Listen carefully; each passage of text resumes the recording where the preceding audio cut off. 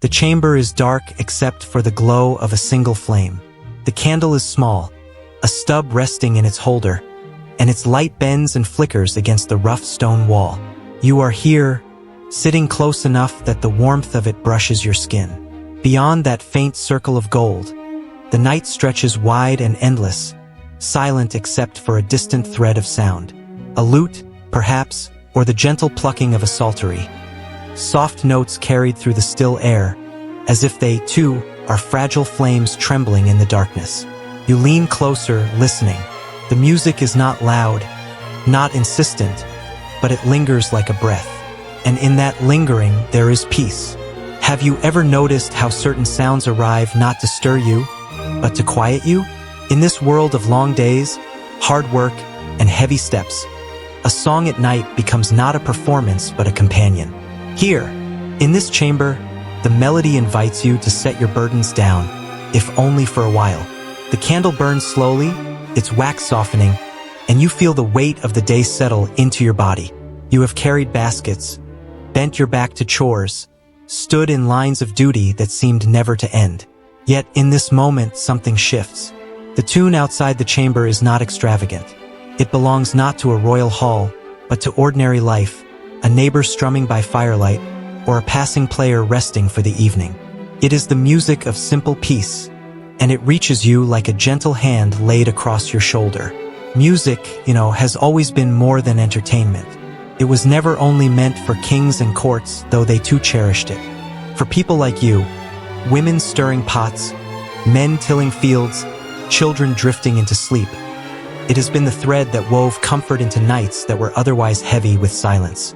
Imagine the hush of a medieval village, after the animals are tethered, the tools stacked, and the last embers of the day are swept aside.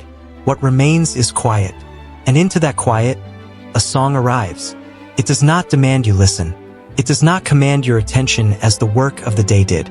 Instead, it waits for you, patient and kind, asking nothing more than your presence. Perhaps that is why these songs feel like rest. They offer no burden. They carry no judgment. They only ask you to be still for a moment and let the sound move gently through the spaces of your mind. Close your eyes if you wish. Can you hear the strings in the silence of your own night? Not only as a performance, but as a heartbeat that belongs to the past and to you. The lute, the harp, the psaltery, they were instruments of wood and gut, shaped by hands that knew the value of patience. Every string tied carefully, every note drawn out with the knowledge that someone would hear it by firelight and sigh a little easier. The makers of those instruments were not only craftsmen. They were, in their way, healers of the human spirit. And you, what is it you seek in music? Is it distraction, or is it solace? For those who lived before us, in centuries where each day was a struggle to endure, music was not a luxury but a kind of necessity. It was the way to soften grief, to celebrate joy, to mark the passing of time. Without it, the nights would have been too long, the winters too heavy, the silences too sharp. With it, life became not only bearable but tender. I like to imagine a woman, much like you, sitting by her hearth hundreds of years ago. Her hands are rough from weaving, her eyes tired from smoke and labor, but she hums to herself as she sets down her spindle. Perhaps it is a hymn she heard in church, or a lullaby her mother sang before her. The words are simple, the melody plain, but it fills the small room with warmth. Around her, children shift in their sleep. Her husband rests his head against the wall. And for that small while, her song is the strongest thing in the room. Stronger than hunger, stronger than sorrow, stronger than fear. Music carries us, doesn't it? Even now, even here.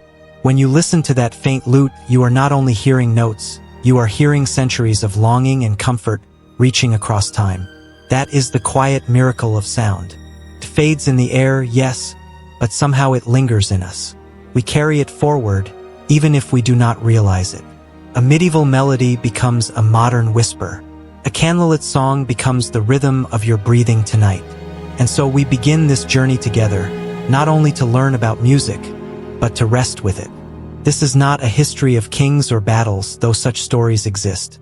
This is a history of common hearts, of ordinary women and men, of those who found meaning in the small hours.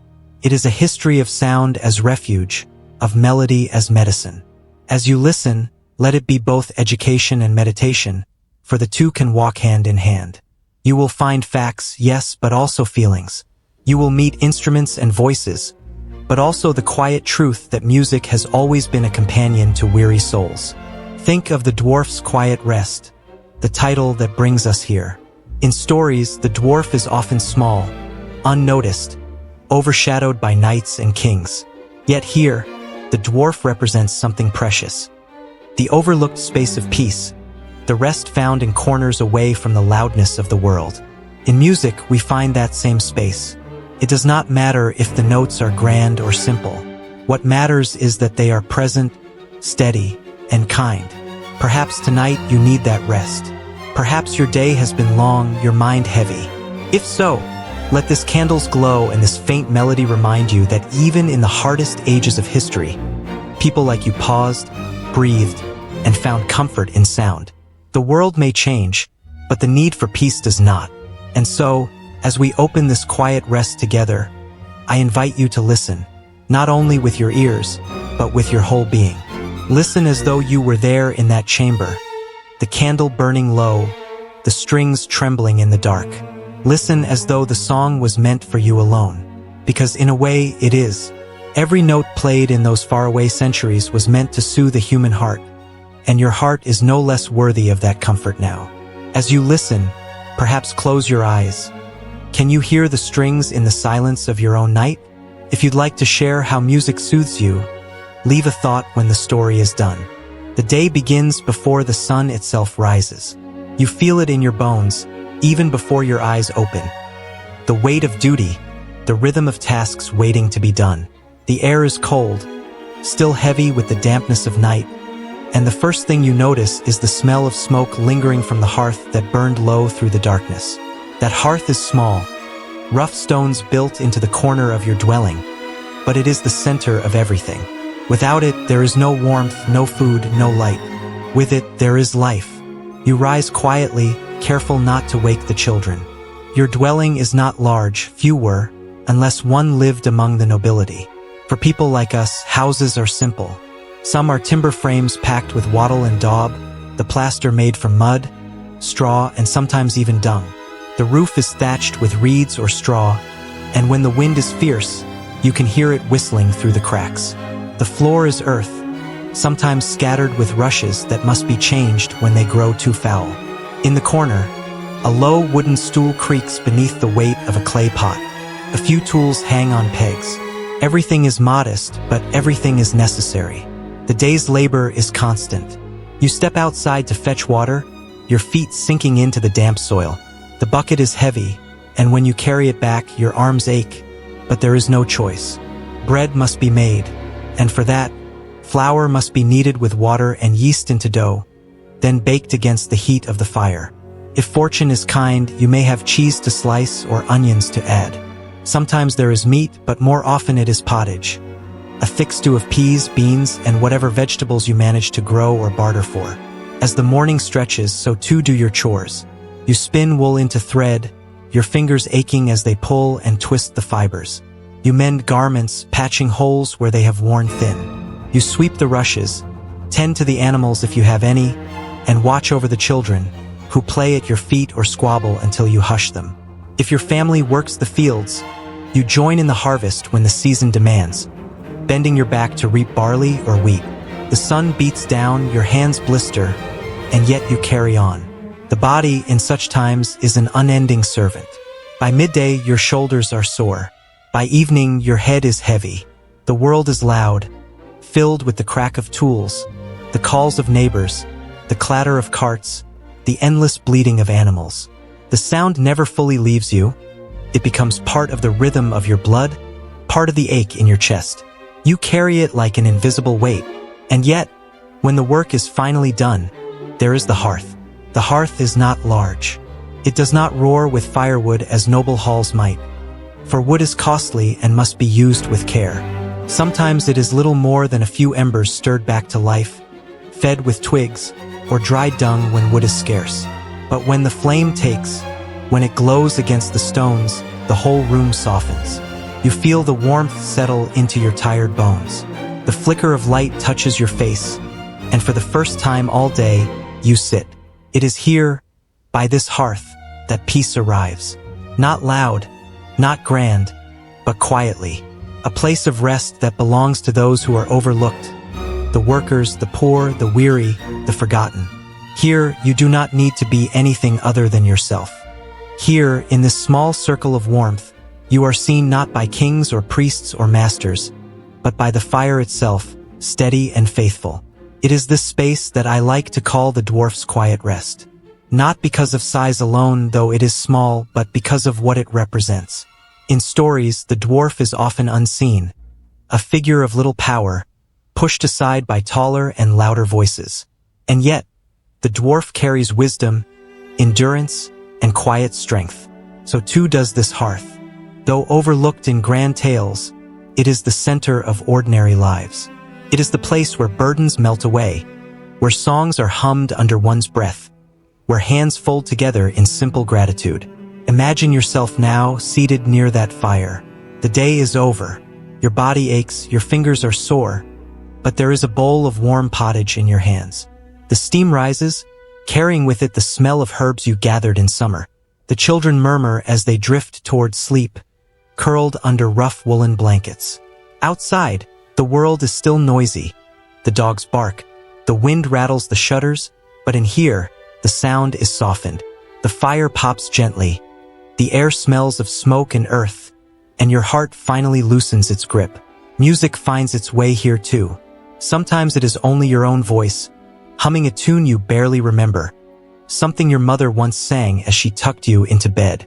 Sometimes it is the faint sound of a flute from a neighbor's house, drifting across the night. And sometimes, when fortune smiles, a passing minstrel plays for his supper, filling the small dwelling with notes that seem to dance with the shadows.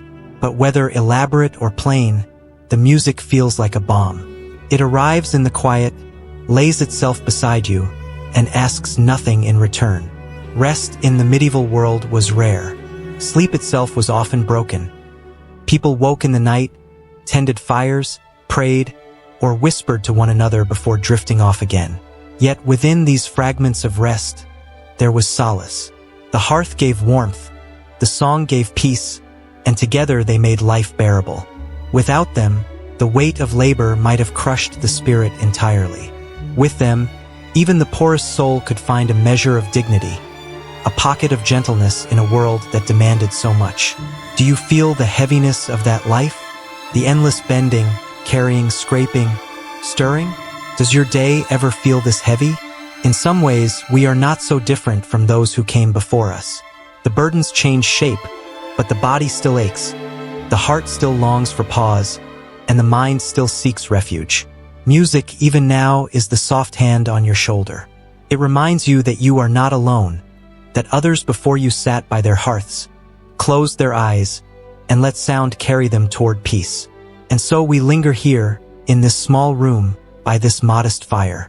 The dwarf's hearth may not be grand, but it is real, and it is enough.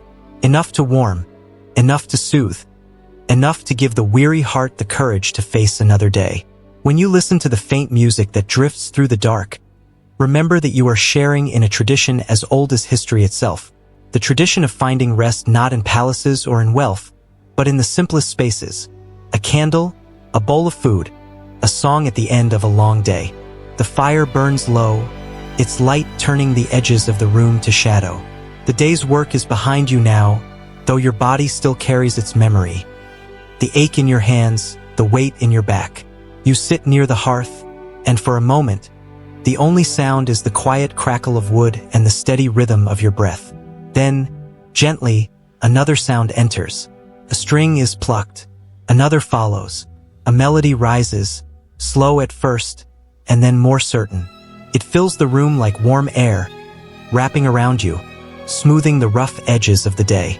The instrument you hear might be a lute.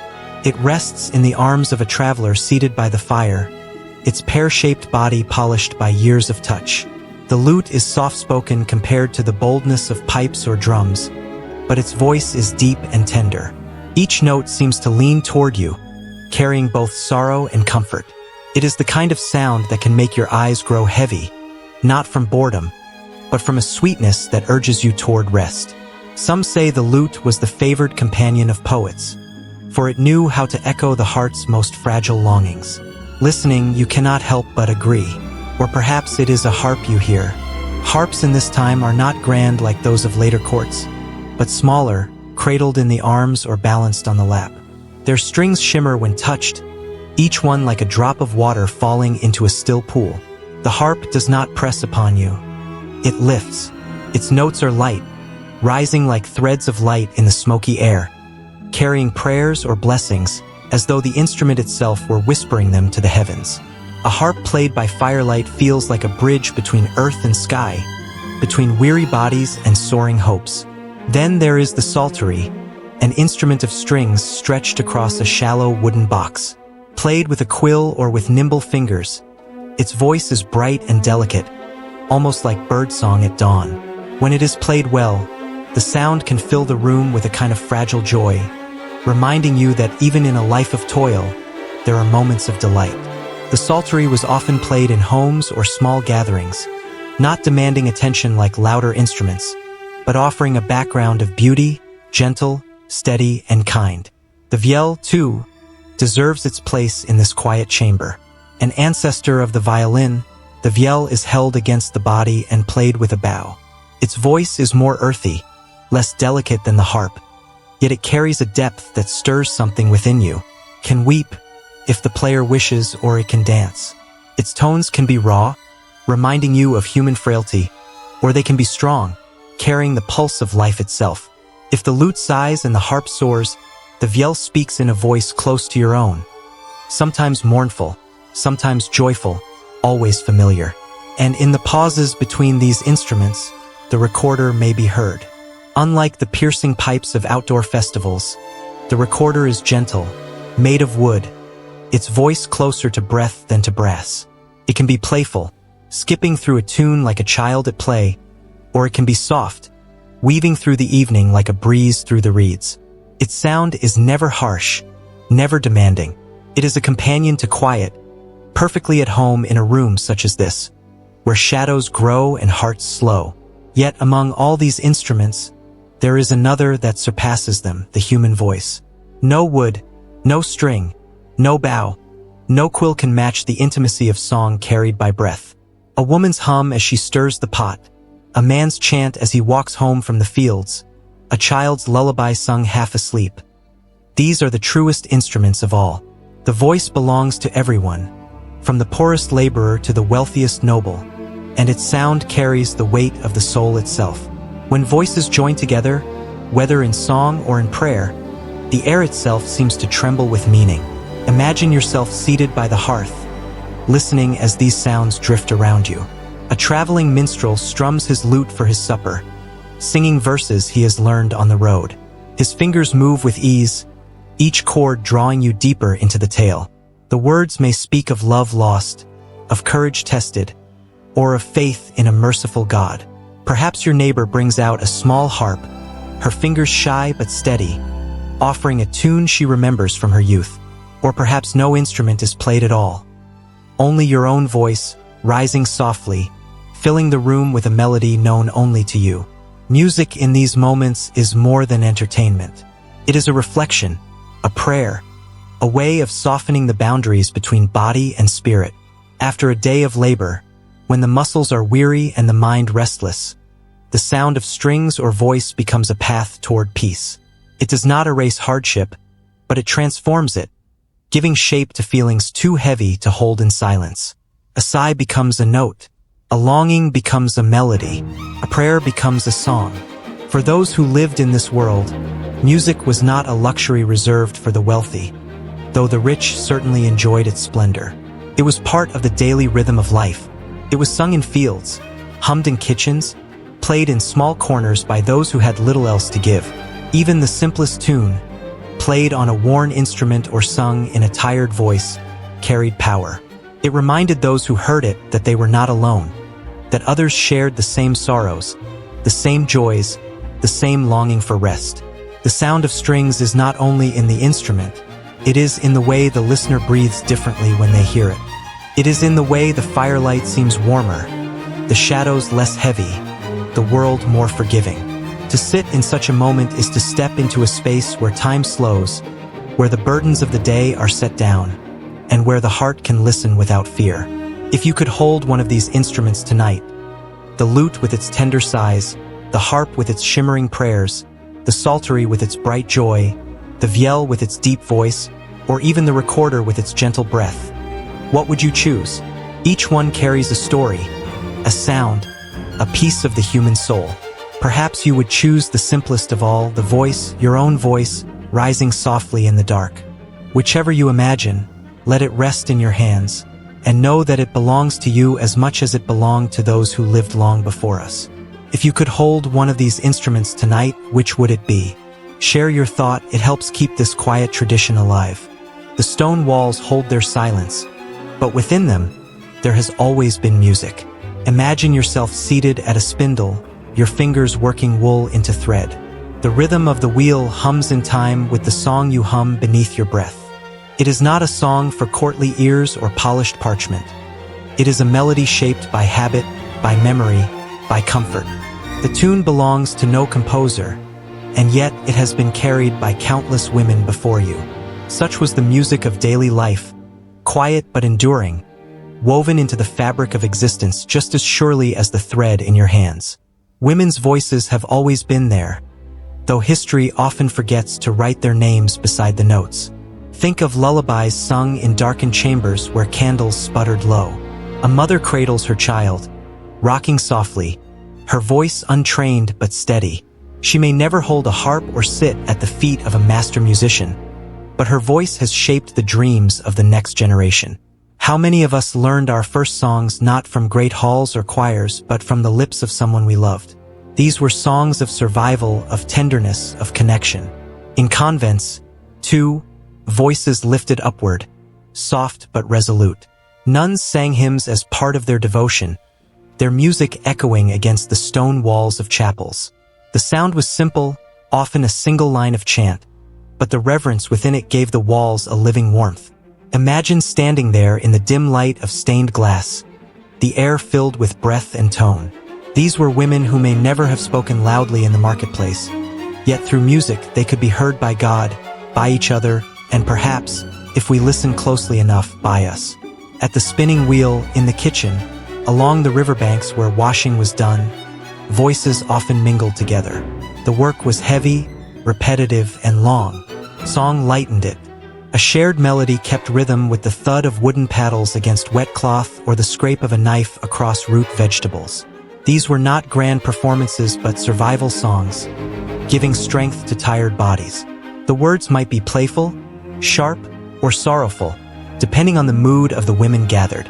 But always, music turned labor into something shared, binding people together when life otherwise felt isolating.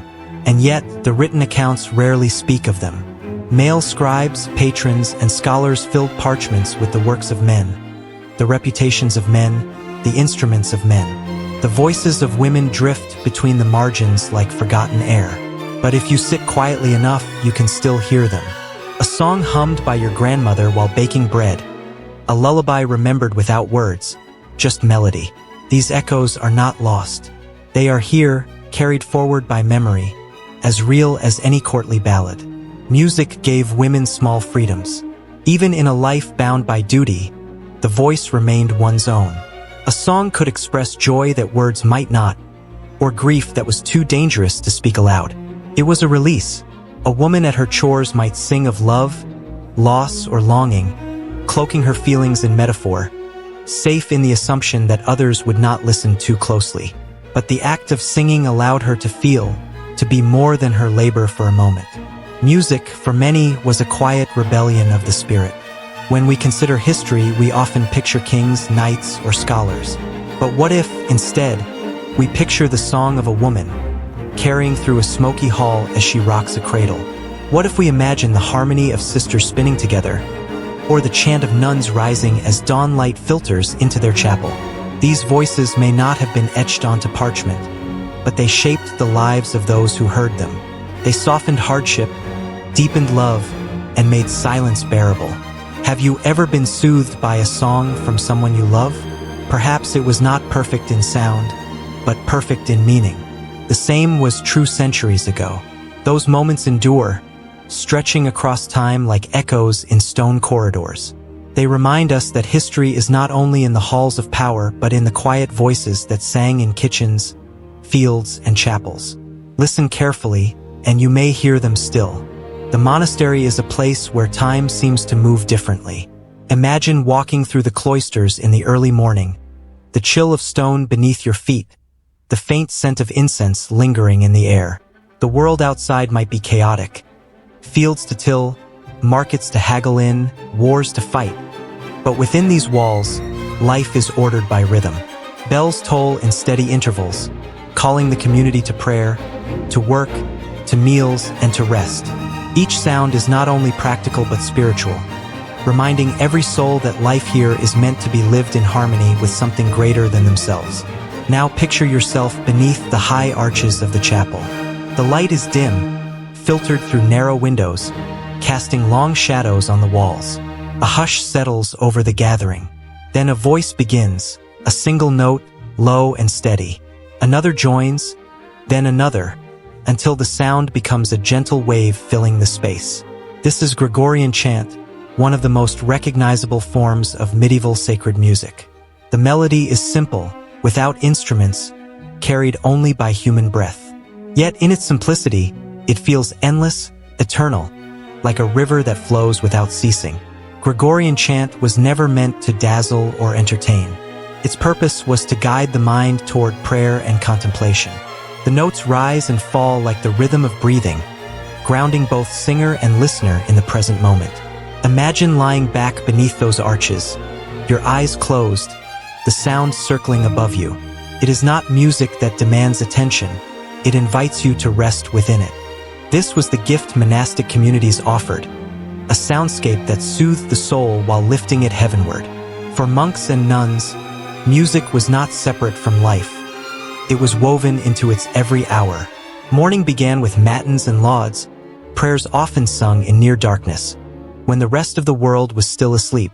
At sunrise, prime marked the day's first work. Midday was punctuated by terce, sext, and none, each marked by chants that steadied minds and bodies. Evening brought vespers, with voices rising against the glow of candlelight, and finally compline, the prayer of rest, sending all into sleep with calm hearts. The music carried the day like a thread, binding work and worship together. In these sacred spaces, stone itself became part of the choir. The halls were built with care so that sound would linger, amplifying each note until it seemed to come from everywhere at once.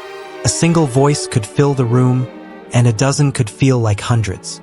For those who entered from outside, peasants, travelers, or weary pilgrims, the effect must have been overwhelming. To step into a church after the noise of the marketplace and hear those voices was to be transported into another world, one where silence and sound worked together to create peace. Music here was more than decoration. It was teaching, memory, and meditation all at once. Most of the faithful could not read Latin, but through chant, they learned the rhythm of Scripture. Words became embodied in melody, easier to recall, easier to feel. When monks sang of mercy, forgiveness, or rest, they were not only reciting, they were living those truths. Listeners, too, absorbed them not just as ideas but as experiences, carried by the resonance of voices in stone. And how did it feel to live surrounded by this?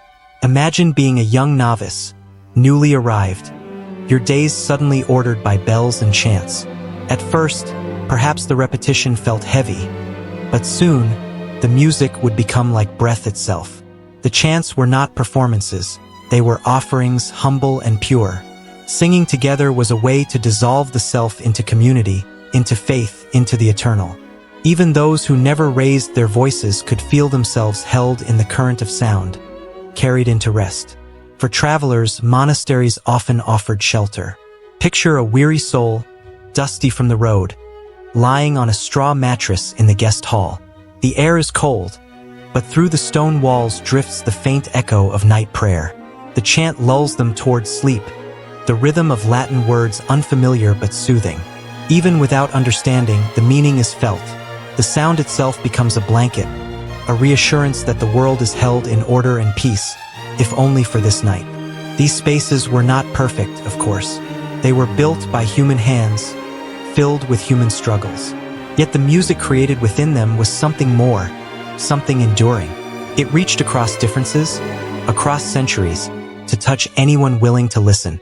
Even now, recordings of Gregorian chant soothe listeners who have never set foot in a monastery, who may not even know the language. The power of that sound lies in its honesty, its steadiness, its invitation to rest. Close your eyes. Can you picture yourself in that great stone hall, the chant echoing above you, your breath joining the rhythm of countless others across time? It is history, yes, but also something deeply human, still alive in the quiet spaces of our nights. If journeys like this bring you peace, subscribe and return again, and together we'll continue exploring history's gentlest echoes. The solemn hush of a monastery is one kind of rest, but outside those walls, another kind of music lived. A music that stirred feet, lifted spirits, and bound whole villages together in laughter. Imagine yourself in the heart of a medieval village on a feast day. The sun has dipped low, the work of the field set aside, and the air is thick with the smell of roasting meat and fresh bread. Barrels of ale are tapped, their froth spilling into wooden cups passed from hand to hand. And in the center of it all, the music begins, not with the stillness of chant, but with the quick, bright scrape of a fiddle's bow, or the piping drone of bagpipes calling everyone to gather. The rhythm is lively, simple, and irresistible. No matter how tired the body, the sound seems to carry the feet forward. Young and old, rich and poor, all find themselves pulled into the circle of dance. You can picture it. Skirts swaying, boots thudding against packed earth, laughter breaking into the melody itself. These were not polished performances for noble courts, but the heartbeat of community life. Every village had its players, whether a neighbor with a drum, a shepherd with pipes, or a traveling fiddler eager to earn a few coins. Their music was both gift and glue, binding the people together for a night. Feasts marked the rhythm of the year just as much as bells did in monasteries. Harvest festivals, saints' days, weddings, and even moments of relief after hardship were occasions for music and dance. Food was shared, simple, hearty fare that tasted all the sweeter in company. Picture biting into a warm pie filled with meat or spiced apples, washing it down with ale that left a soft buzz in your head, while the music continued to spin its web around you. These moments offered more than pleasure. They gave release from the burdens of work and worry. For one night, joy was not a luxury, but a necessity. Music in these gatherings was rarely written down. Unlike the sacred chants that filled monasteries, village songs lived in memory, carried from ear to ear.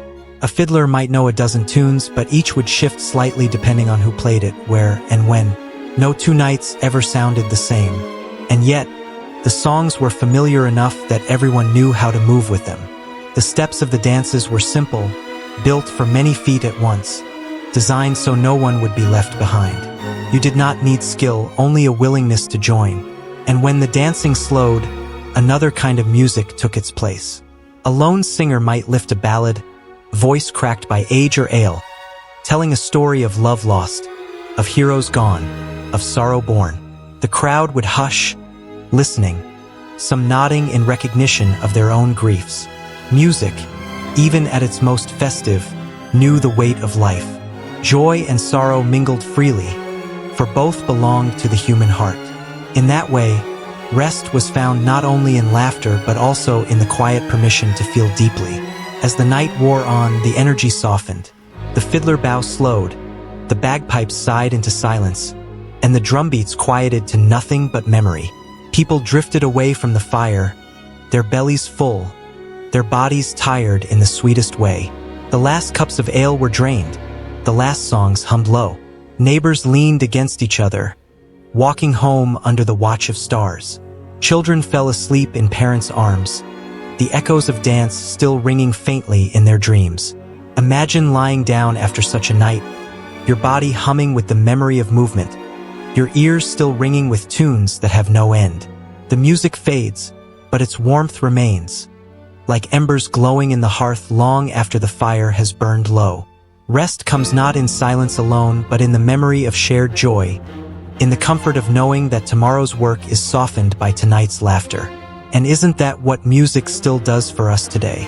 It fills the room, lifts the heart, carries us into joy, and then gently fades, leaving behind a peace that lingers long after the last note. Have you felt music bring a room together, then fade into silence? Tell me about it, I'd love to know. Illness has always been part of the human story, and in the medieval world, where medicine was often limited, people turned to what they had: faith, care, and song. Imagine a dim chamber, its air heavy with herbs hanging from rafters, the smell of rosemary and sage meant to cleanse the space. A child lies restless with fever, their breath shallow, their small body tossing against rough linens. At their side, a mother hums a lullaby, voice low and steady. The melody is simple, perhaps only a few notes repeated again and again, but it carries something more powerful than any potion: comfort. The song is a hand upon the heart, a reminder that even in suffering, no one is alone. Music in healing was not considered mere decoration. It was believed to hold real power. Physicians and clerics alike wrote of the harmony of the body, the idea that health came when the inner humors were in balance. Just as instruments must be tuned to sound their best, so too, they thought, must the human body and soul be tuned. Song and chant were ways to restore harmony, to bring order to the disorder of illness. A psalm whispered at a bedside or a chant sung softly in a chapel was not only prayer but therapy, aligning human frailty with divine strength. Monks and nuns often tended the sick, and their healing was not only with herbs and poultices but with voices raised in prayer. The sound of chant drifting through infirmary halls was thought to calm the soul, easing fear and pain alike.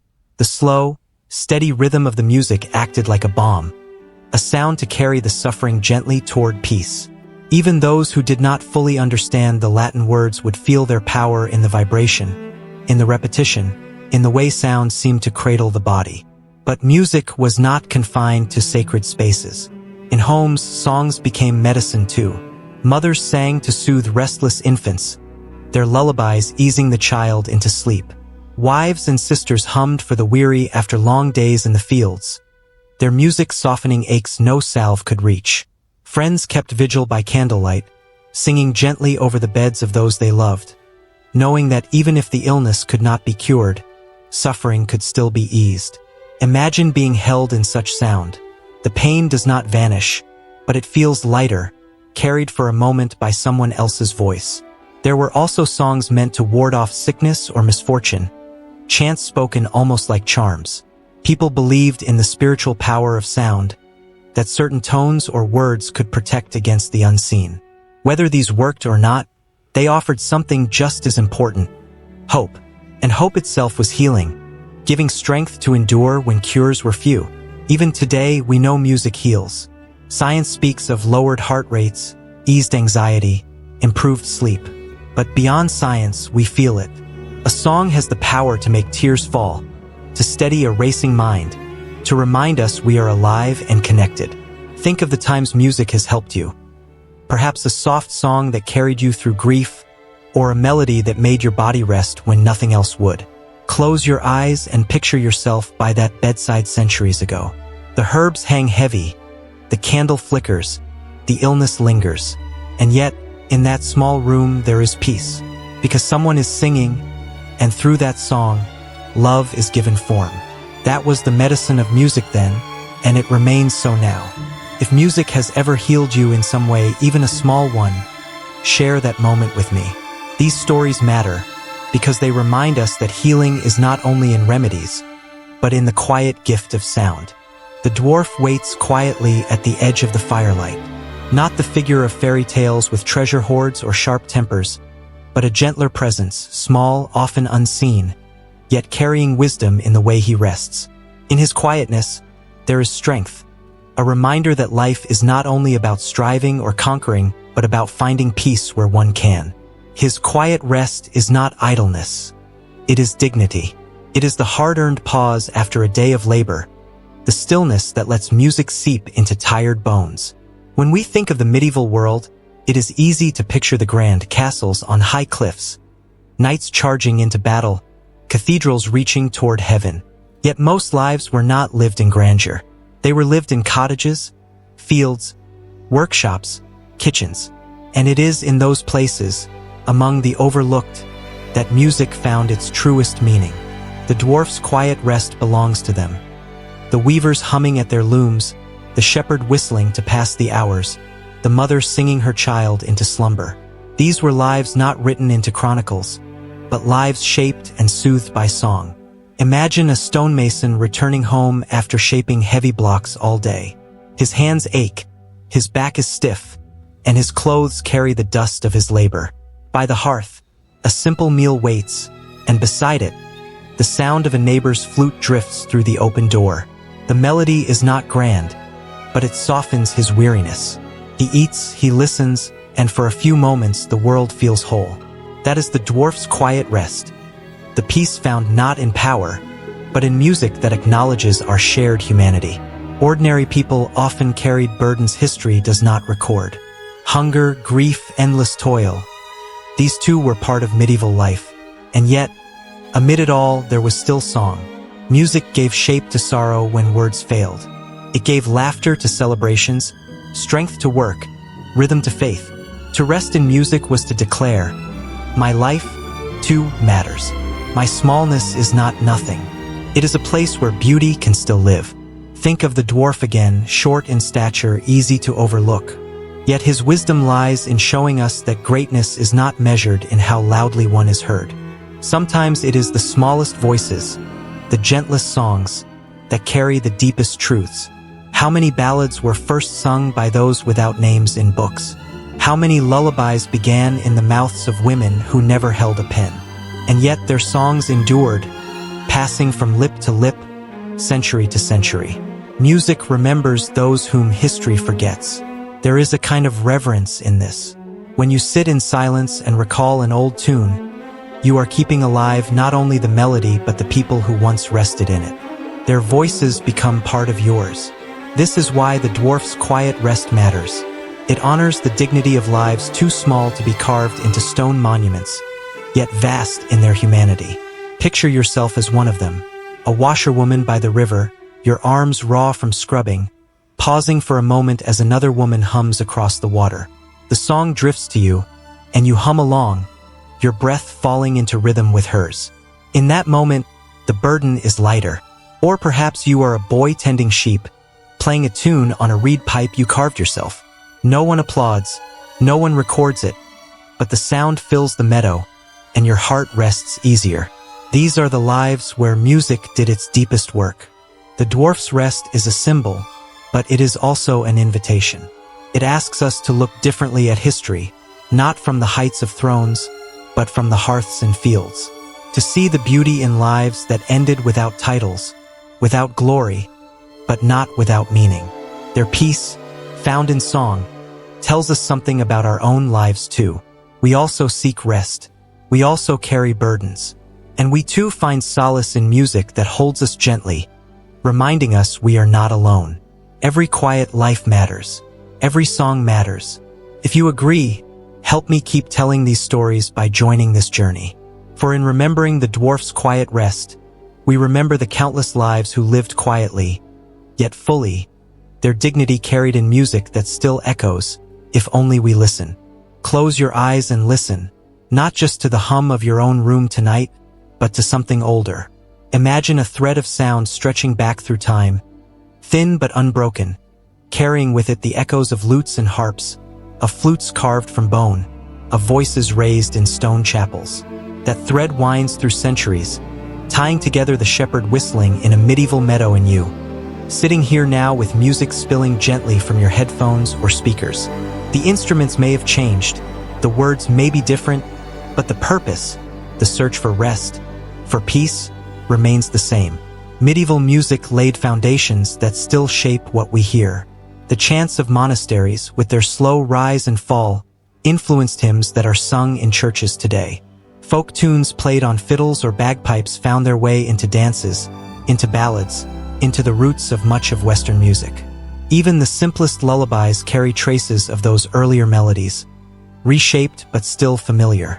Imagine the way one song, hummed by a mother in the 12th century, might echo in the way we hum to a child now. It is not the same tune, perhaps, but the impulse, the act of soothing through sound, is timeless. Think, too, of how music still shapes our days. Just as medieval bells marked hours of prayer and work, our playlists now set rhythms for morning routines, commutes, study, or sleep. Where once voices rose together in candlelit chapels, now voices rise through recordings, streaming into rooms across the world. Yet the effect is strikingly similar. Sound organizes time, calms the mind, and creates a space for reflection. Picture yourself after a long day, seeking calm before rest. You might press play on a soft instrumental track, perhaps even one inspired by medieval strings or chant. As the notes flow, your breath slows, your thoughts settle. In that moment, you are not so far from the mason listening to a neighbor's flute, or the nun resting in the resonance of her own voice among her sisters. Music holds us all in its continuity, no matter the century. The medieval world was often loud market stalls, blacksmiths' hammers, animals in the streets, but people still found peace in song. Our own world is loud in different ways, filled with engines, screens, and constant notifications. Yet the same thread remains. Music cuts through the noise, offering moments of stillness. 1,000 years ago, that moment might have been a harp played in a candlelit hall. Tonight, it might be a soft piano piece on your phone. Different forms, same longing. There is hope in this continuity. It reminds us that though lives change, clothes, tools, languages, the heart's need for rest does not.